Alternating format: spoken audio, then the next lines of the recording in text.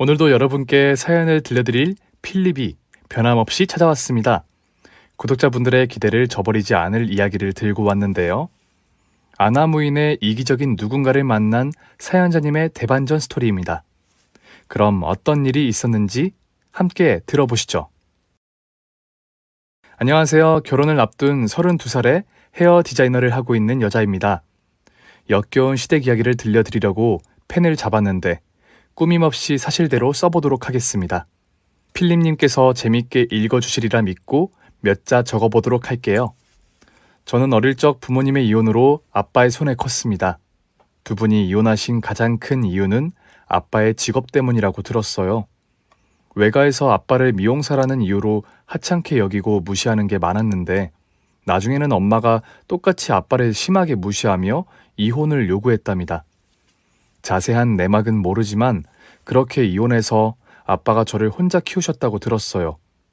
어쨌든 아빠의 손에 큰 저는 아주 많은 사랑을 받으며 곱게 자랐습니다. 헤어 디자이너인 아빠의 영향으로 어릴 적부터 가위를 들고 가발을 자르며 놀았는데 나중에 중고등학교 시절에는 아예 미용학원에 다니며 자격증을 취득했답니다. 헤어 디자이너가 되는 게 자연스럽게 꿈이 되어서 대학을 가지 않고 아빠의 미용실에 취직했어요. 아빠는 사장님의 딸이라고 해서 더 좋은 대우를 받을 거라 기대하지 말고 바닥부터 일해야 한다고 신신당부했는데 저는 그렇게 말씀해주는 아빠한테 더 고마웠습니다. 제 실력을 차츰 늘려가며 성장하고 싶었으니까요. 저는 10년 동안 열심히 일한 결과 아빠 미용실에서 말단 샴푸 직원부터 디자이너를 거쳐 총괄 매니저까지 진급했답니다. 저에게 머리를 맡기려고 예약하는 손님들이 수백 명일 정도로 실력 있고 인기가 좋았네요. 그러다 보니 단골 남자 고객들이 대쉬하는 경우가 여러 번 있었습니다. 그런데 연애까지는 이어지지 않았어요. 헤어 디자이너와 손님이 사귀면 소문도 안 좋게 나고 나중에 헤어졌을 때 헤어샵으로 찾아와 다투는 걸 몇 번 봐왔기 때문이죠. 그래서 정중하게 거절하며 지내고 있었는데 어느 날 순진한 고객 하나가 저에게 좋아하고 있다며 쪽지와 초콜릿을 전해주고 가는 거예요. 한 달에 2번씩 와서 머리를 하고 가는 손님인데 매너도 좋고 아무 여자한테 치근덕대는 스타일이 아니어서 관심이 가기 시작했습니다.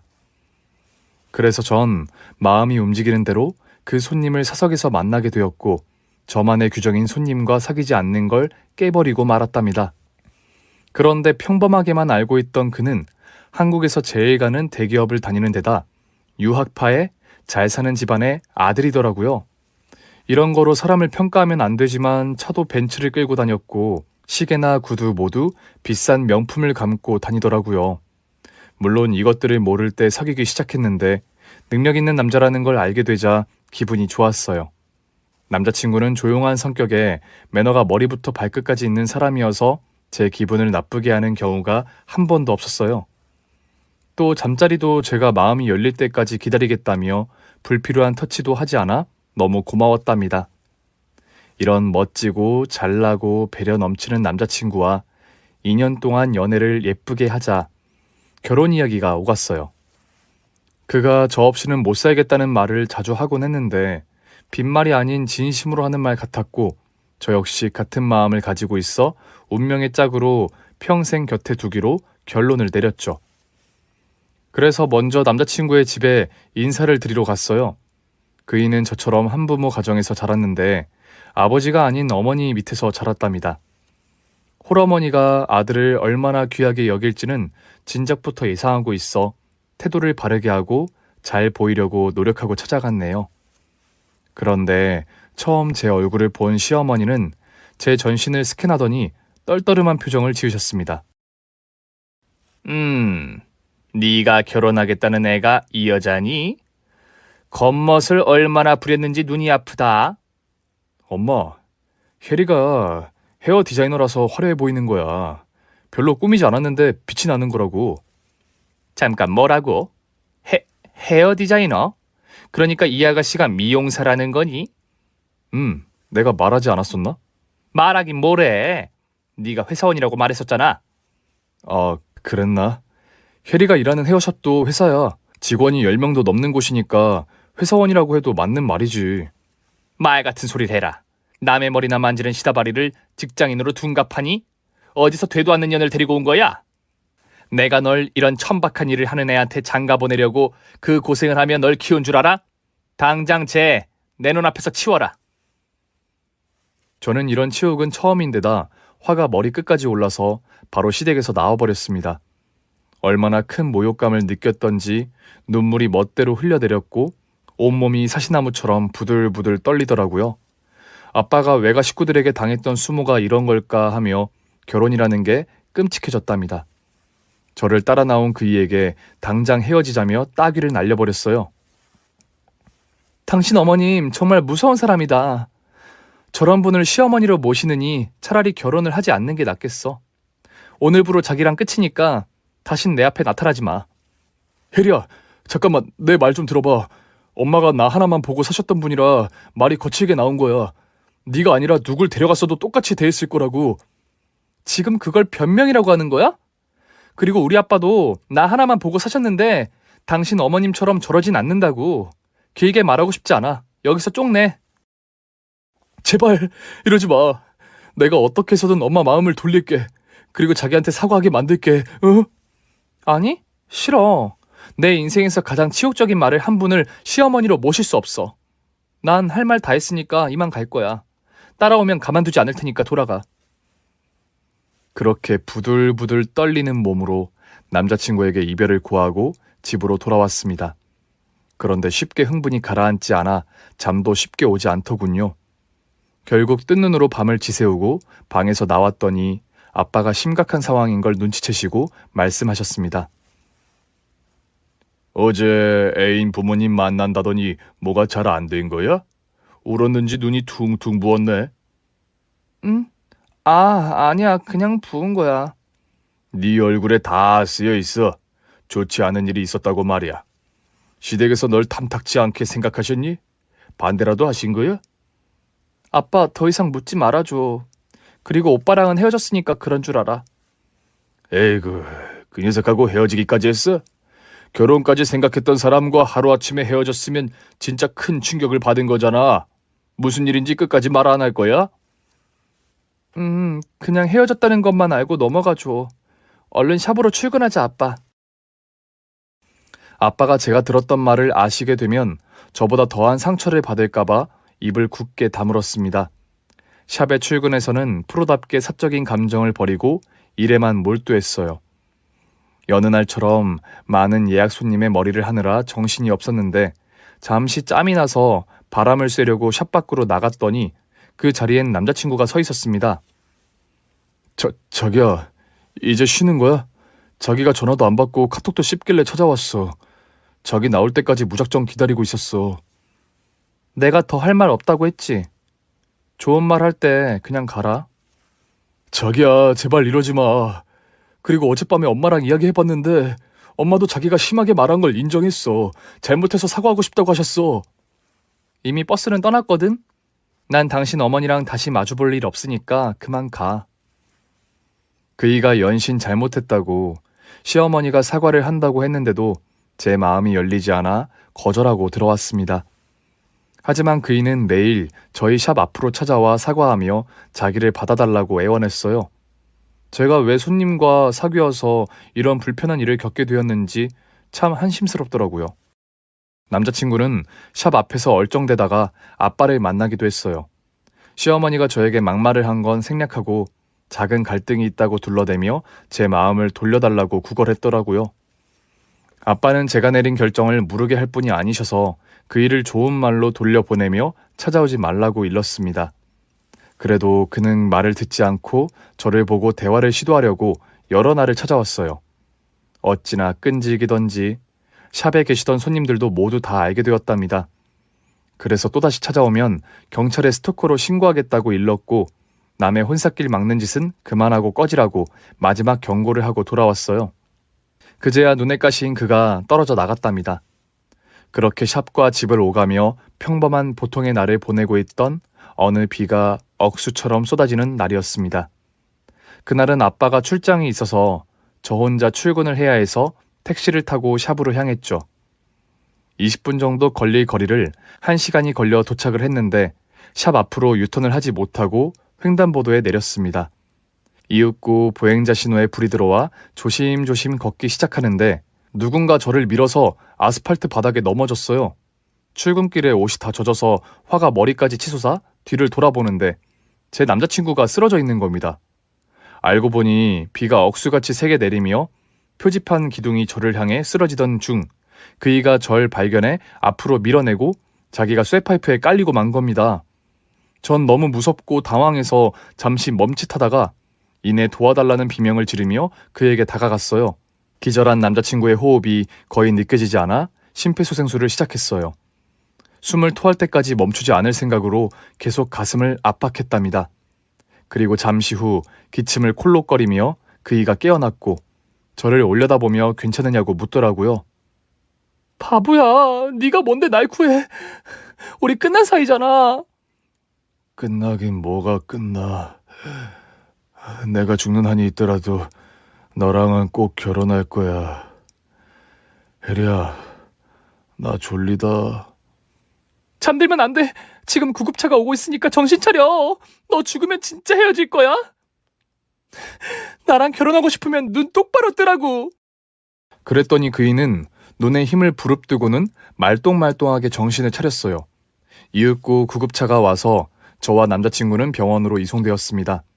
엑스레이와 CT를 찍어봤는데 다행히 크게 다친 게 아니라 가벼운 뇌진탕으로 의식을 잃은 것 같다고 하더군요. 그래서 링거를 맞고 나서 퇴원할 수 있었답니다.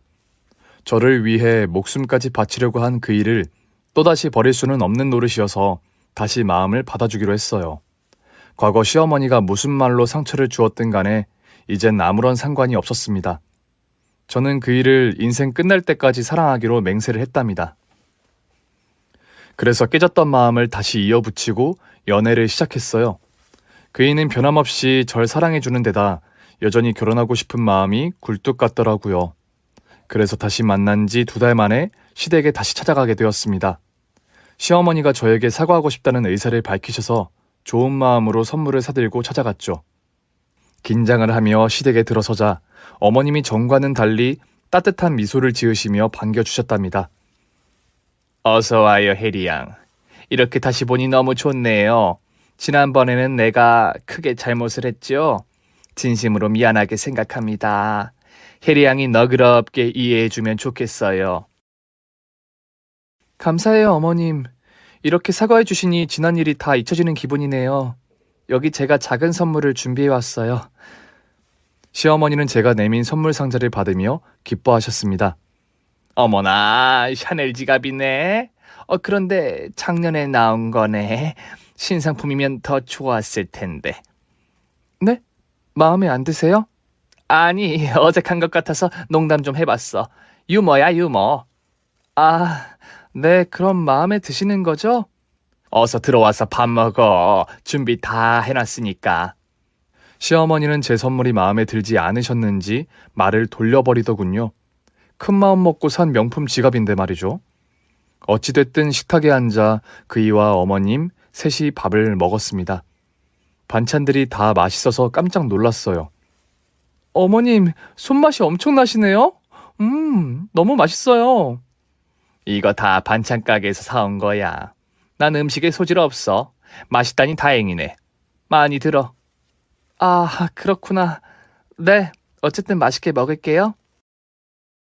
그렇게 식사를 하고 있던 와중에 남자친구가 화장실에 가겠다며 잠시 자리를 비웠는데 시어머니가 표정을 싹 바꾸면서 말씀하셨어요. 야, 좋냐? 내 아들 빼앗아 가서 기분 좋냐고. 남의 머리나 볶아대는 년이 눈치도 정말 없네. 내가 널 좋아서 다시 불렀겠니? 내 아들이 하도 졸라대서 어쩔 수 없이 널 부른 게야.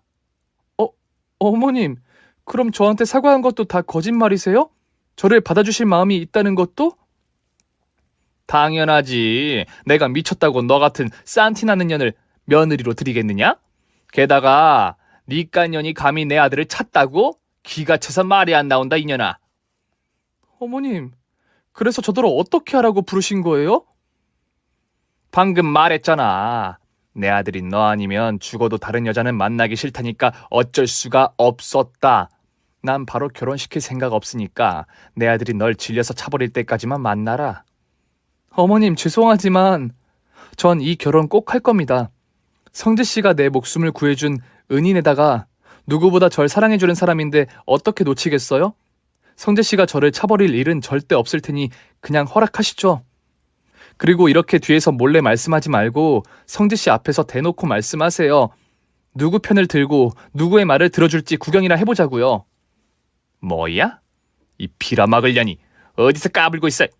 너 진짜 쓴맛 똥맛 좀 볼래? 내 목숨을 구해준 남자의 어머니가 마녀든 사탄이든 상관 안 해요. 얼마든지 괴롭혀보세요. 전 눈 하나 깜짝이지 않을 테니까요. 인연이 제대로 돌았네. 야, 난 무조건 결혼은 반대하니까 그런 줄 알아. 내 눈에 흙이 들어가도 너 같은 싸구려녀는 허락 못한다고. 시어머니는 그렇게 두 얼굴을 하며 저를 대하셨습니다. 예비 남편과 함께 있으면 착한 시어머니로, 저와 둘이 있으면 끔찍한 마녀로 말이죠. 하지만 저에게 목숨까지 바쳐가며 사랑해주는 그이만 생각하고 아무런 상관을 하지 않았답니다. 그래서 저 역시 시어머니처럼 그이와 셋이 있을 때는 순한 양으로 시어머니를 대했다가 단둘이 남게 되면 따박따박 말대답하고 한마디도 지려고 하지 않았어요. 그러자 결혼은 아직 이르다며 성재 씨에게 좀 더 미루라고 했다네요. 뭐 저야 크게 상관은 없었습니다. 어차피 그이와 결혼을 할 것이고 평생 행복하게 살 테니 시어머니의 아집과 무시하는 태도는 한 귀로 흘려버리고 신경을 쓰지 않으면 그만이었어요. 이렇게 연애를 6개월을 더 했더니 그가 이번에는 진짜 결혼을 해야겠다며 다시 청혼을 해주었습니다. 자기야, 이젠 연애 그만하고 같이 살자. 그럼 시간도 절약되고 휴일에는 온종일 같이 있을 수 있잖아. 안 그래? 나야 그렇긴 한데 어머님이 허락을 해주실까?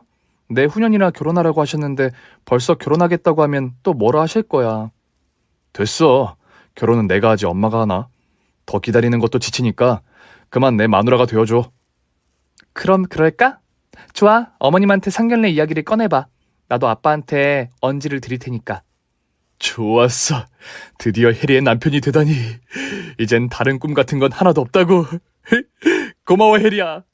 날 다시 받아준 것도 내 어머니를 용서해준 것도 그렇고. 전 시어머니를 용서하지도 않았고 시어머니도 절 받아들일 마음이 없었지만 그 순간에는 그냥 묵묵히 듣고 엷은 미소를 보내주었습니다. 그리고 며칠 뒤 아빠한테 결혼하겠다는 말씀을 드렸더니 진심으로 축하한다며 조금의 갈등이 있었지만 시어머니와 잘 지냈으면 좋겠다는 조언을 해주셨습니다. 아빠는 늘 제가 내린 결정을 존중해 주시는 분이어서 이번에도 제 마음을 잘 알아주셨네요. 그리고 남자친구가 시어머니한테 결혼하겠다는 말을 하자 저에게 바로 연락이 왔습니다. 흥분하고 화난 목소리로 소리를 지르시더군요. 야, 내가 뭘 했어? 성재가 실증 날 때까지 연애하고 끝내랬지.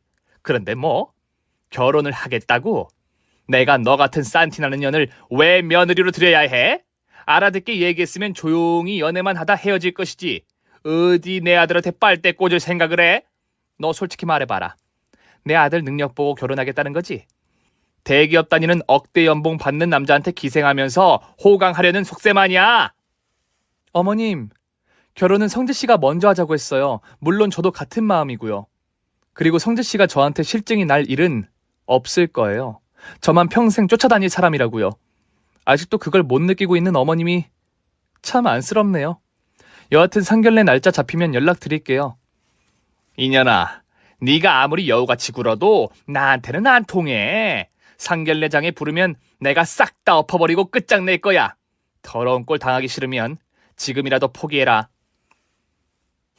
그래요? 그렇게 해보세요. 그런데 괜찮으시겠어요? 성재 씨가 어머님한테 정이 떨어져서 절연이라도 하면 어쩌시려고. 이년 진짜 사람 환장하게 하네. 야, 뭐가 됐든 난 널 며느리로 받아주지 않을 거야. 무슨 짓을 해서라도 너희 결혼을 막을 거라고. 저는 어떻게든 성재 씨랑 결혼할 거예요. 우리 둘 다 자기 할 말만 하는 것 같은데 이만 끊으시죠. 단판을 짓고 싶으시면 상견례장에서 해결하든지 하자고요, 어머님. 좋다. 단단히 각오하고 나오는 게 좋을 거다. 내가 네 애비한테 개 진상을 부려서 학을 떼도록 만들 테니까. 저는 어떻게 되든지 그냥 가봐야 알 것 같아 겁을 먹지도 않았고 신경도 쓰지 않았답니다. 그래서 일주일 뒤에 약속된 상견례 날이 다가왔어요. 아빠는 지방에 출장이 있어서 장소로 바로 오신 데서 저 혼자 택시를 타고 먼저 떠났습니다.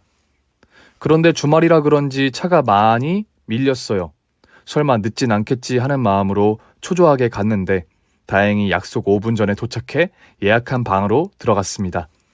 하지만 방 안에는 먼저 와서 기다리는 남자친구와 시어머니가 계셨어요.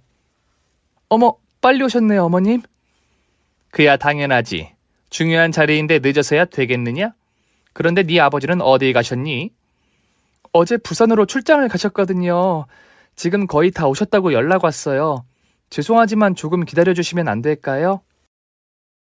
그러자 시어머니는 불편한 기색을 드러내더니 성재 씨가 있는데도 불구하고 본색을 드러내셨습니다. 성재야, 내가 왜 얘를 반대한 줄 이제 좀 알겠니? 무식하고 천박한 집에서 자란 게 분명하다는 게 지금 밝혀졌잖아. 어느 누가 상견례 날 늦게 오니 기본도 탑재 안 된 무개념 쓰레기 집구석에 널 사위로 줄 수 없다. 그만 일어나자. 엄마, 갑자기 왜 그래? 출장 때문에 늦으실 수도 있잖아. 그리고 우리 사이 인정해주기로 했으면 끝까지 밀어줘야지. 여기까지 와서 다 관두라는 게 말이 돼? 난 애초에 쟤를 허락해줄 마음이 없었어. 네가 하도 죽겠다고 해서 억지로 대답하고 잠깐 받아주는 신용만 했을 뿐이라고. 인젠 더는 못 참겠다. 저 가방끈 짧고 남의 머리나 만지는 시다발인 년한테 널 못 주겠다. 지금도 봐라. 얼마나 무식한 집구석이면 상견례 자리에서 지각을 해. 아주 마음에 안 든다 했더니 끝까지 말썽이야. 시어머니의 분노에 남편은 당황했다가 이내 말리는 소리를 하더군요. 엄마, 제발 그만 좀 해. 저 혜리 없으면 못 사는 거 아시잖아요. 그냥 웃으면서 허락해주면 덧나? 난 네가 쟤랑 사귀다가 실증나서 헤어질 때까지 기다리려고 했다. 그런데 기어코 결혼하겠다고 해서 오늘 판을 뒤집어 엎어버리려고 나왔는데 그럴 필요도 없겠어. 이 천박한 년이 누굴 닮아 이 모양인가 했더니 지 애비를 그대로 닮았어. 난 눈에 흙이 들어가도 절대 이 년을 내 며느리로 받아들이지 못한다. 성재, 너 지금 결정해라. 이 엄마랑 연을 끊을 테냐, 저 산티나는 년이랑 헤어질 테냐? 그러자 남편이 쉽게 대답하지 못하고 긴 한숨을 내쉬며 고개를 흔들었습니다. 뭐야 그 표정은? 지금 설마 저 싸구려랑 나 사이를 고민하는 거야? 이놈의 자식이 감히 이따위 질문에 고민을 해? 엄마, 도대체 왜 이러는 거야? 누가 들으면 내가 재벌가 아들인 줄 알겠다고. 나 지극히 평범한 놈이야. 우리 집안도 마찬가지고. 왜 혜리를 이토록 미워하고 무시하는지 모르겠어. 닥쳐. 다 필요 없으니까 네가 선택해. 나야 전현이야. 오늘부로 다 끝내버리자. 시어머니는 유치하게 당신과 저 중에서 한 사람을 선택하고 인연을 끊어버리라고 하더군요. 저는 상견례장에서 이런 짓을 벌일 거라고는 아주 조금 예상했는데 진짜로 이럴 줄은 몰랐습니다. 제가 얼마나 싫으면 이러시는 걸까 생각이 들기도 했고 이런 시어머니를 평생 보고 살 자신이 있는지 다시금 마음속으로 따져보았습니다. 지금 제 현재 마음은 남자친구가 절 살려줘서 무엇이든 감당할 수 있다고 여겼지만 훗날에 있을 고부 갈등을 상상하니 진절머리가 나더군요. 예비 남편이 확실하게 대답을 못하자 시어머니가 테이블에 올려진 유리 주전자를 바닥에 집어 던져 깨버렸습니다. 이런 우라지! 넌 지금 이걸 고민하는 거냐? 평생 키워준 엄마하고 꼴랑 2년 반 사귄 기집년 사이에서 고민을 해? 네가 그러고도 내 아들 새끼라고 할 수 있어? 엄마, 제발 이러지 마. 결혼은 내가 사랑하는 여자랑 하고 싶다고. 색안경 끼고 보지 말고 제발 마음을 열고 봐줘. 혜리 진짜 훌륭하고 좋은 여자야. 뭐? 훌륭한 년이라고? 웃기고 자빠졌네. 이 년이 얼마나 무서운 년인 줄 알아? 나한테 널 빼앗길 일 없으니까 오늘 난장판을 버리든 말든 상관없다고 했다고. 나한테 설설 기어도 모자랄 판에 되려 자신 있으면 덤벼보라는 식으로 말했단 말이야. 너 쟤랑 결혼하면 평생 빨대 꽂혀서 다 빼앗기면서 살 거야. 그러니까 이 엄마 말 듣고 헤어져라. 제발 좀 정신 차리라고. 시어머니의 억지와 아집에 이골이 난 예비 남편은 고개만 흔들면서 저를 포기할 수도 없고 어머님을 버릴 수도 없다 대답했어요. 그냥 우리 두 사람을 받아달라는 말을 했죠. 전 시어머니가 한 짓을 보고는 저희 아빠가 오셨을 때 또 상을 엎어버리면 그땐 이별을 선택하기로 결심했습니다. 시어머니는 테이블에 있던 물잔까지 바닥에 내동댕이 치며 그이에게 정신 차리고 저와 헤어지라고 계속 주입하고 있었는데 잠시 후 출장 갔다가 돌아오신 아빠가 모습을 드러냈습니다. 아이고, 늦어서 죄송합니다. 혜리야, 아빠가 많이 늦었지? 그런데 왜 다들 서 있는 거야? 바닥에 깨진 유리는 뭐고? 아빠 왔어? 깔끔한 정장에 정돈된 수염을 한 아빠가 어리둥절하며 예비 남편과 시어머니한테 정중하게 인사를 했습니다. 늦어서 미안하네. 그리고 사돈, 죄송합니다. 제가 부산에서 올라오는 길이라 조금 늦었습니다. 저는 시어머니가 망친 자리에서 뭘 해야 할지 몰라 멍하니 서 있었는데 시어머니가 소름 끼치게 태도를 돌변했습니다. 어머, 이게 누구야? 이성철 디자이너 아니세요? 텔레비전에도 나온 그 유명한 헤어 디자이너 맞으시죠? 네, 맞습니다. 대단한 사람은 아니지만 운 좋게 방송도 타고 인터넷 뉴스에도 몇 번 기사가 났었죠. 사돈, 그런데 제가 오기 전에 무슨 일이 있었습니까? 한바탕 싸움이라도 난 것 같은데요. 에이, 싸움이라니요. 제가 수전증이 심해서 물을 따르다 물병이랑 잔을 깨뜨렸지 뭡니까. 제 실수에 아이들이 놀라서 벌떡 일어난 거고요. 그러셨군요. 저는 또 제 딸이랑 결판이라도 내시려고 한 줄 알았네요. 전에도 제 딸을 한번 반대하셨다 들어서. 네? 그게 무슨 소리예요? 제가 반대를 하다니요. 이 곱고 아름다운 자태를 가진 어여쁜 아이를 제가 왜 반대하겠습니까? 전 혜리를 며느리가 아닌 친딸로 받아들일 생각이라고요. 그렇지, 새아가. 시어머니가 갑자기 태도를 돌변한 이유는 저희 아빠가 매우 유명한 헤어 디자이너의 헤어샵을 100여 개를 운영하는 자산가이기 때문이었습니다. 평범한 미용실 사장과 딸인 줄 알았을 때는 결혼이고 뭐고 다 때려치우라고 난리셨는데 유명하고 부자인 아빠를 알게 되자 순식간에 다른 사람이 되더군요. 저는 너무 기가 막히고 어이가 없어 시어머니의 반응을 계속 지켜봤습니다. 사돈, 우리 아이들 결혼은 되도록 빨리 시키는 게 어떨까요? 둘이 아주 좋아 죽는 사이인 거 아시죠? 아예 결혼 날짜를 이번 달로 잡아버리는 게 어때요? 그렇게 빨리요? 뭐 저야 상관없습니다만 아이들 생각이 그렇다면 따라야죠. 혜리야, 넌 결혼을 빨리 하고 싶은 거냐? 응? 아니, 조금 더 생각해봐야 할 것 같아. 아니, 나 이 결혼 하지 않을래. 시어머니가 강약 약강한 비열하고 치졸한 인간이라는 걸 두 눈으로 보고 두 귀로 들어보니 오만정이 떨어져서 예비 남편까지 곱게 보이지 않더군요. 제 목숨을 구해줘서 고맙긴 하지만 이건 아니다 싶은 생각이 절실하게 들었습니다. 제가 초치는 소리를 하자 아빠는 고개를 갸웃거리며 왜 그러냐고 물으셨어요. 갑자기 왜 마음의 변화가 생긴 거니? 아빠, 날 반대하던 어머님을 어떻게든 이겨보려고 했는데 안 되겠어. 아빠가 오기 전까지 나더러 싼티나는 년, 싸구려 년, 남편 등에 빨대 꽂아 빨아먹을 년, 애비한테 배울 게 없어 막대 먹은 년. 이딴 소리하고 지랄하던 양반이 아빠가 들어오고 실체를 알게 되니까 바로 순한 양으로 바뀌었어. 그 모습을 보는데 온몸에 소름이 돋다 못해 경기가 일어날 것 같아. 어머님은 보통 무서운 사람이 아니야. 아무리 사랑이 좋아도 저런 사람의 며느리가 되느니 파토내는 게 낫겠어. 저는 그동안 시어머니에게 당했던 수모와 막말을 고스란히 아빠한테 일러주었고 잠시 목숨을 걸어준 그이의 사랑에 미쳐서 결혼이라는 큰 실수를 할 뻔했다며 구구절절히 말씀드렸습니다. 이에 아빠는 수염을 극적이시다가 시어머니를 세게 노려보며 말씀하셨어요. 이봐요, 사돈. 아니, 아주머니. 제 딸은 싸구려가 아닙니다. 그 누구보다 훌륭한 아이라고요. 아시겠습니까? 그럼요. 저도 잘 압니다. 제가 큰 실수를 했네요. 정말 죄송합니다. 혜리야. 엄마가 잠시 머리가 헷가닥해서 너한테 몹쓸 짓을 했나 보다. 진짜로 미안하다. 그러니까 다 용서해주고 우리 앞으로 모녀 사이처럼 잘 지내보자. 엄마가 널 사랑하는 거 알지? 시어머니는 급기야 저에게 엄마 소리를 해대면서 이 결혼을 성사시키려고 안간 힘을 쓰더군요. 하지만 몸서리치게 역겨운 시어머니 얼굴을 보니 당장 따귀를 날리고 이 자리를 벗어나고 싶었습니다. 어머님이라는 사람 정말 무섭네요. 무슨 지킬 앤 하이드인 줄 알았어요.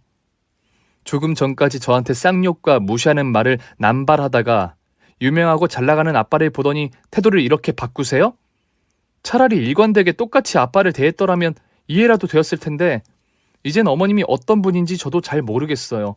강자에겐 약하고 약자에겐 강한 강약 약강이자 돈 많은 사람한테는 빌빌거리고 없이 사는 사람들한테는 갑질하는 사악한 인간인 것 같다고요. 새아가, 아니 우리 딸, 네가 뭔가 크게 오해한 모양이구나. 사실 이 엄마는 우울증하고 조울증이 있어.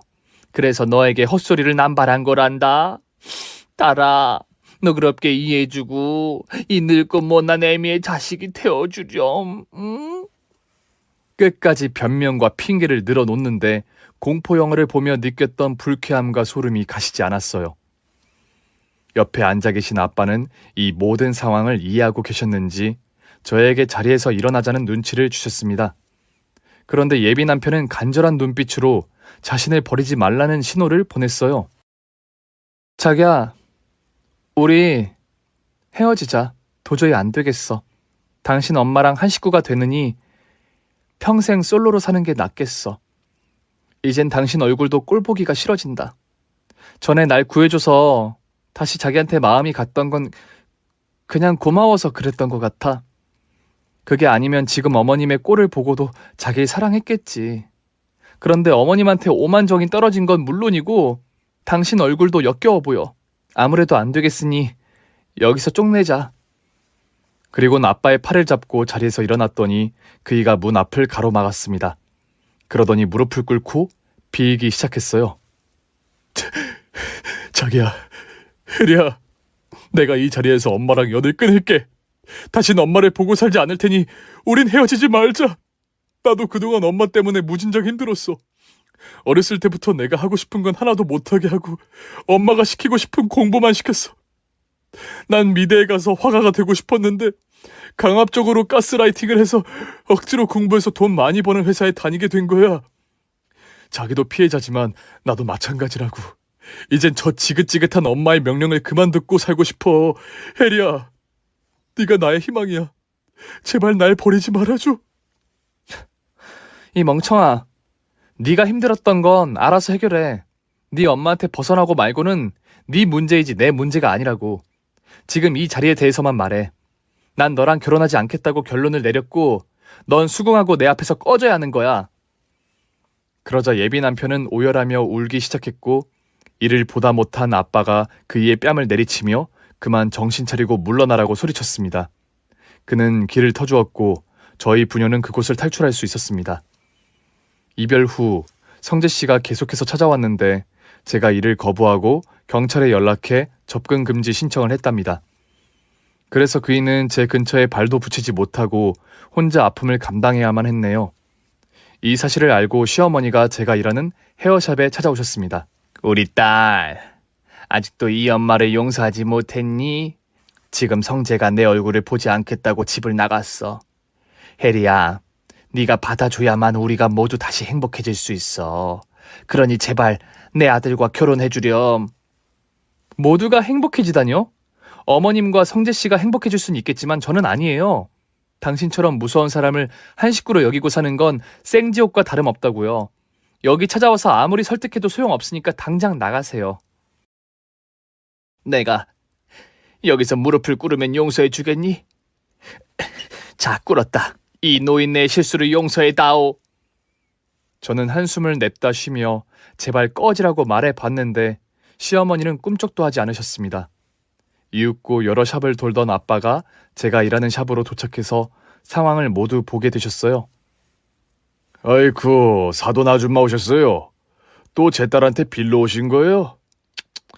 보기가 참 안쓰럽네요. 사돈이 제발 혜리의 마음을 돌려주세요. 지금 제 아들이 저랑 연을 끊겠다고 집을 나갔어요. 참 안타깝네요. 일단 일어나세요. 제가 머리에 드릴 테니까 서비스부터 받으세요. 그리고 나서 제가 시키는 일을 하시면 받아주겠습니다. 네, 그게 정말이에요. 시키는 건 뭐든 할 테니 꼭 혜리 마음을 돌려주세요. 제가 아빠한테 무슨 소리를 하시는 거냐고 물었더니 윙크를 날리시며 당신만 믿으라고 하셨습니다.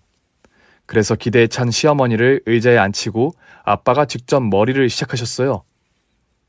머리를 자르기 전에 안대를 쓰셔도 괜찮겠어요? 네, 왜요? 어떤 스타일로 자르시려고?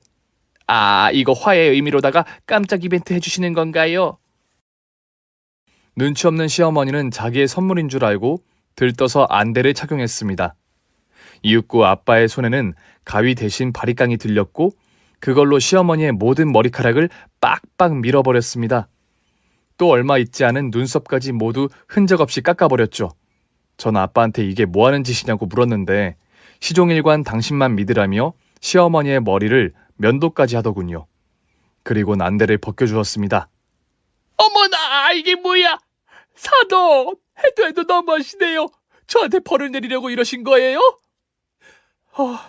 그래도 전 화가 나지 않습니다. 우리 혜리랑 성재가 결혼만 할 수 있다면 무엇이든 할 수 있으니까요. 그러시군요. 그럼 이제 저랑 같이 어디 좀 갑시다. 제가 시키는 일은 무엇이든 하신다고 했죠? 얼른 일어나세요. 혜리야, 너도 따라 나서라. 머리까지 밀었는데 못할 게 뭐가 있겠어요. 길바닥에서 춤을 추라고 하면 그렇게 할 수 있다고요, 사돈. 에이, 사돈 아줌마를 사람들 앞에서 망신 주는 일은 절대 시키지 않을 겁니다. 좋은 곳에 가니 따라오시죠. 저와 시어머니는 영문도 모른 채 아빠의 차에 올라타서 어디론가 향했습니다. 1시간 정도를 도로에서 달리다가 산길이 보이는 비포장 도로에 올라섰어요. 그러자 시어머니가 겁을 먹고 말하더군요. 사돈, 설마 저를 해코지하려는 건 아니시죠? 여기 인적이 드문 곳인데. 무슨 그런 무서운 말씀을 하십니까? 저는 선량한 사람입니다. 잠자코 계세요. 그리고 30분 동안 산길을 올라 도착한 곳은 진상사라는 절이었답니다. 거길 왜 갔는지 이해가 되지 않았지만 일단 아빠의 말대로 차에서 내려 절 안으로 들어갔어요. 그리고 주지스님으로 보이는 분이 아빠한테 인사를 하셨습니다. 처사님 또 오셨군요. 늘 처사님의 시주에 감사할 따름입니다. 오늘도 108배를 올리시러 오셨는지요? 오늘은 저를 올리려고 온 게 아니라 비구니가 되고 싶은 한 사람을 모셔왔습니다. 사돈, 이리 오시죠. 오늘부터 사돈 아줌마가 지낼 절의 주지 스님입니다. 네, 뭐라고요? 비구니? 제가 지낼 곳이라고요? 이게 다 무슨 말씀이세요? 아까 제가 시키는 건 뭐든 하신다고 하셨잖아요. 여기서 당신의 죄를 씻고 평생 헌신하면서 지내세요. 스님이 되란 말입니다. 그럼 사돈 아줌마가 제 딸한테 시자 노릇도 못하고 성재군에게 엄마 노릇도 안 하고 살 수 있잖아요. 자신을 반성하고 돌아보면서 남은 생을 여기서 지내세요. 이게 저의 결혼 조건입니다. 저와 시어머니는 상상도 못한 말을 듣고 화들짝 놀랐습니다. 물론 저는 아빠의 행동에 너무 웃겨서 놀란 거고 시어머니는 갑자기 비구니가 될 위기에 처해 놀란 거였죠. 아무래도 잘못 온 것 같군요. 전 스님이 될 생각이 없습니다. 제가 고기를 얼마나 좋아하는데요. 사돈, 자식을 결혼시키고 싶으시다면 이 정도 희생은 하셔야죠. 사회의 모든 걸 버리고 부처님을 모시며 살아봐요. 제 딸과 성재랑 결혼시키고 싶지 않으세요? 얼른 들어가시지요. 그러자 시어머니는 뒷걸음질을 하며 고개를 가로저었습니다. 그리고 본색을 드러내며 쌍욕을 하더군요. 이런 연병할 놈아. 남의 머리를 빡빡이로 밀더니 절로 데려와서 비구니가 되라고? 당신 제정신이야? 차라리 아들이랑 연을 끊고 말지. 절밥은 절대 안 먹어. 에이, 그러지 말고 어서 오세요. 성재는 제가 아들로 받아들이겠습니다. 얼른요. 시어머니는 뒤를 돌아 냅다 뛰기 시작했습니다. 저와 아빠는 깔깔거리며 신나게 웃었네요. 아빠가 말한 게 이거였어? 진짜 대단하네. 비구니로 보내버릴 생각을 하다니. 여기 계신 주지스님이 내 단골 고객이거든. 며칠 전 머리를 자르러 오셨는데 저 옆편내 생각이 나더구나. 머저리 같은 성격을 고치려면 절간에 들어갈 방법밖에 보이지 않아 장난 좀 쳐보았다. 어쨌든 저 옆편내 다시 찾아오지 않겠지? 그렇겠지. 비구니가 되는 게 엄청 싫었나 봐. 여기 차도 없는데 저렇게 뛰어내려가는 것 좀 봐. 발이 보이지 않는다니까? 시어머니의 주랭랑 치는 모습에 한참을 웃다가 저희도 차에 올라 출발했습니다. 그런데 도로 갓길로 대머리 여자가 혼자 네 발로 기어가고 있더라고요. 바로 시어머니였습니다. 저는 시어머니 옆에 다다랐을 때 창문을 열고 말했어요. 어머님, 많이 힘드시죠? 차에 타세요. 저희가 모셔드릴게요. 꺼져! 날 또 절간에 보내려는 수작인 걸 모를 것 같아? 이 우라질려나! 너 때문에 내 인생 제대로 조졌다고! 아들이 영 끊는다고 집 나갔고 지금 내 머리는 대머리란 말이야! 타기 싫으세요? 버스 타려면 여기서 4시간은 더 기어가야 하는데. 뭐 그럼 알아서 하세요. 나무아비 타불 관세음보살. 제가 창문을 올리자 아빠가 속도를 내서 달리기 시작했고 백미러로 보이는 시어머니는 신발을 던지며 욕을 짓거리고 있었답니다. 그렇게 저희 부녀는 깔깔대면서 시원한 복수를 끝내버렸네요.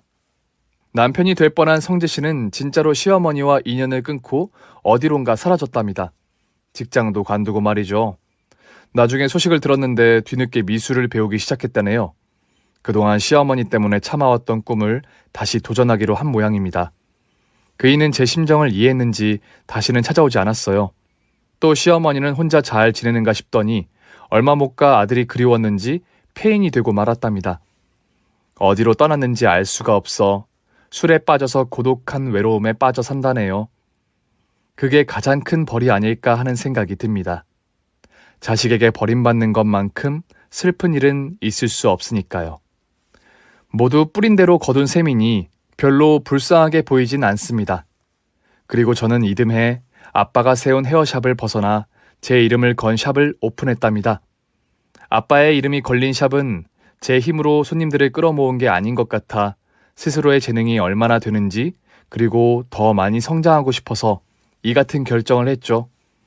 그런데 다행히도 손님들이 바글바글하도록 쉴 새 없이 찾아오셔서 일주일에 하루도 쉬지 못하고 일을 하고 있답니다. 그렇게 바쁜 와중에도 새로운 사랑을 찾았어요. 제 헤어샵 옆 카페에 매일 들러 커피를 사 먹었는데 그곳 사장님과 친해져서 몇 번 사적으로 만나다가 사랑에 빠져 결혼을 앞두고 있답니다. 시어머니는 이중인격자도 강약약강도 아닌 평범하고 이해심 많은 분이셔서 걱정 없이 결혼 준비를 하고 있네요. 이렇게 저의 미친 시어머니와 있었던 악연과 참교육까지 썰을 풀어봤습니다. 재밌게 들어주셨길 바라며 그만 마칠게요. 모두 안녕히 계세요. 오늘의 사연이 재밌으셨다면 구독과 좋아요를 꼭 눌러주세요. 저는 내일도 변함없이 여러분 앞으로 돌아오겠습니다. 감사합니다.